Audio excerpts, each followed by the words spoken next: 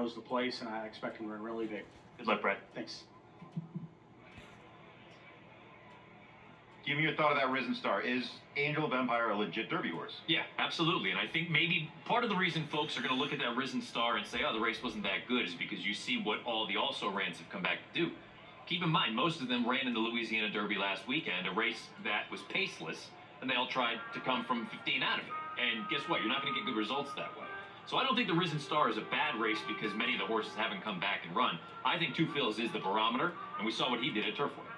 I don't care if that was on a synthetic. He ran a 1 on the Thoroughgraph sheets, and that is the fastest number we have seen. It's still got to wait to see what Forte ran there in the Florida Derby, but that was the fastest number we'd seen from a 3-year-old this year. I just said to you, I don't know if I'm going to pick him the first Saturday in May, but I'm going to key him in everything up and down because I expect him to run his race. Maybe it's not good enough to win, but I absolutely think he's going to be a horse that's in with a chance at the top of the lane. It is time now for the post-parade for the Arkansas Derby. You know the particulars. 1.1 miles in distance as they prepare for that 10-furlong event on the first Saturday in May. They also get qualifying points. 200 on the line, 100 to the winner, and so forth. And the purse, $1.25 million and Grade 1 status. So even without the Kentucky Derby looming as the ultimate goal, this is a race that stands on its own as one of the most coveted in the 3-year-old ranks. It's a stallion-making race. If you're the Grade 1 Arkansas Derby winner, not only do your connections get a boatload of cash, but you in all likelihood make yourself as a stallion going forward. And this is brought to you by Spendthrift Farm Stallion Known Agenda, who's named as one of the best values at stud in back-to-back years by the Thoroughbred Daily News. Bourbon Batch, a horse I know you like at 14-1, leads them onto the track. Paired up by our tops for Dwayne Lucas, had a miserable trip in that Rebel. I think he ran much better than the running line would suggest. Currently 14-1 down on the inside. Ray Lou Gutierrez has the mount for the first time. I don't think he can win, but I like the gamble from Get Kenny McPeak here to throw Interlock Empire in. I'll tell you why. You could get some squirrely points by running in the money, and running 5th here, it's a $1.25 million race. That's better than winning an allowance in purse earnings. Harlecap comes up the 3-horse for Steve Asmussen. Showed some speed in that Risen Star last time out. Keep in mind the pace completely crumbled. If he's forwardly placed again here today with a little bit of a kinder scenario, could get brave at 20-1. Two Eagles River coming up next, the number 4 horse with Nick Juarez in the irons, is sneaky fast. He can sit a stalking trip. He can also get the lead. I don't think in this event, but he can win on the front end as he showed last time out. He's at 11-1, and I would not dismiss him. The 5 airtime for Robertino Diodoro. Visually really strong last time out. It was an impressive effort. The concern, he's stepping up significantly in class. He's also needing to run considerably faster than he ever has. He's 21-1. I'm a believer in the Risen Star. I think what Two Phil's did and what we saw from those horses, you make a good point. Angel of Empire, I don't think got enough credit for it. The number came back very fast, 2.5. That's the same number that Forte ran on the Fountain of Youth. I think the concern for this one, does he bounce? Was that effort too much, too fast in his development? Rocket Can. We saw him run second behind Forte in the Fountain of Youth. Forte just came back and won the Grade 1 Florida Derby. Cyclone Mischief was third in that Fountain of Youth. He came back to finish third in the Florida Derby. So Rocket Can, he's got good running lines right now. He's your 2-1 favorite. In the immediate aftermath of the Rebel, most people were saying Reincarnate was the best horse. You brought up the fact that he had to do something he never did before and come from off the pace. If he gets out in order, watch out. At 3-1, Johnny V is going to be looking for the lead.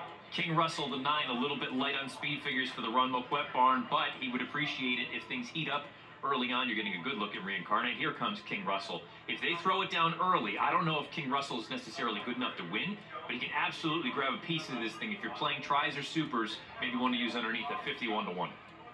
Red Route 1 is going to be coming late. The question is whether the blinkers will keep him close enough without starching him early so that kick means something.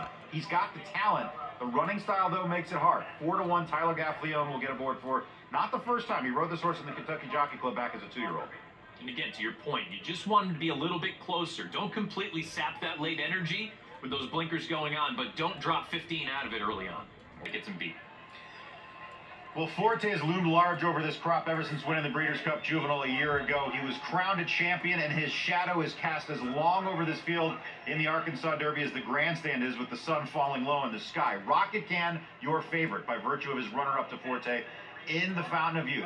But got a long time between now and that first Saturday in May. Someone might be punching their ticket. Someone might be extending their resume. But everyone in here wants to get to the winner's circle for the Arkansas Derby. $1.25 million on the line, and we go to Jim Byers with the call.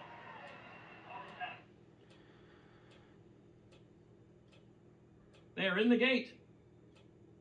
And they're off.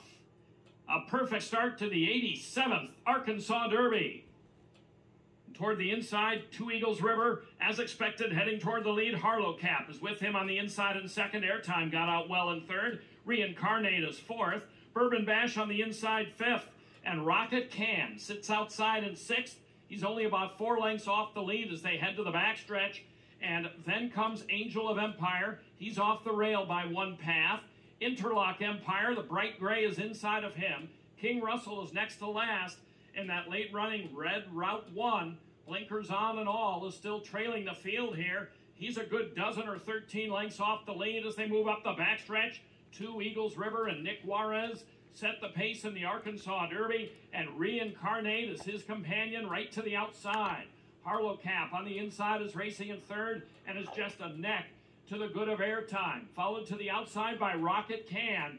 He's going to be 4 wide into that turn, but he is in the clear and is only 3 lengths off the lead now. Bourbon Bash hugs the inside into that far turn. Angel of Empire is within range if he's good enough on the outside. And he is starting to move now. Angel of Empire is racing with Rocket Can toward the outside.